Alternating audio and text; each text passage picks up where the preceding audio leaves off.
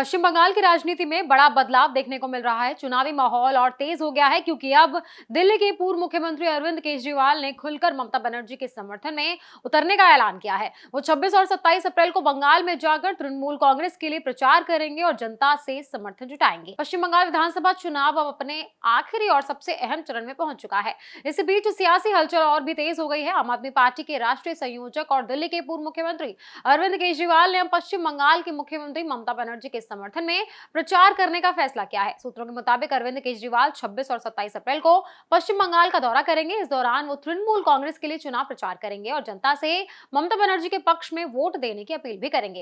ये दौरा ममता बनर्जी के निमंत्रण पर हो रहा है। आम आदमी पार्टी ने इस बात की पुष्टि की है कि केजरीवाल राज्य में जाकर जनसभाएं करेंगे और कई जगहों पर लोगों से सीधे संवाद भी करेंगे। उनके इस दौरे को चुनाव के दूसरे चरण के प्रचार अभियान का हिस्सा बताया जा रहा है।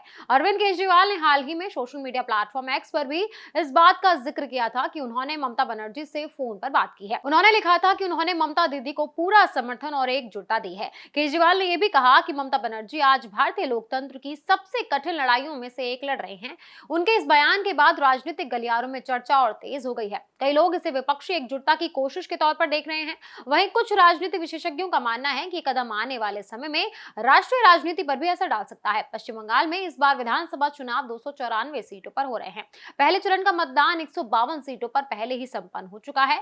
अब दूसरे चरण का मतदान 29 अप्रैल को बाकी सीटों पर होगा। इसके बाद 4 मई को चुनावी परिणाम घोषित किए जाएंगे। इस चुनाव की एक और खास बात यह रही कि पश्चिम बंगाल में रिकॉर्ड तोड़ मतदान हुआ है। चुनाव आयोग के मुताबिक इस बार 91% मतदान दर्ज किया गया, जो आजादी के बाद से अब तक का सबसे अधिक आंकड़ा है। महिला मतदाताओं की भागीदारी भी काफी ज्यादा रही। रिपोर्ट के मुताबिक 92% महिलाओं ने मतदान किया, जबकि पुरुषों का प्रतिशत 90 रहा। ये दिखाता है कि इस बार जनता ने चुनाव में बढ़ चढ़कर हिस्सा लिया है। राजनीतिक जानकारों का कहना है कि जैसे जैसे मतदान आगे बढ़ रहा है, वैसे वैसे राजनीतिक बयानबाजी और समर्थन भी तेज हो रहा है। केजरीवाल का ममता बनर्जी के समर्थन में आना इस चुनाव को और ज्यादा रोचक बना रहा है। अब सबकी नजरें इस बात पर हैं कि 29 अप्रैल को होने वाले मतदान और 4 मई के नतीजों में ये सियासी समीकरण का क्या नया मोड़ आता है।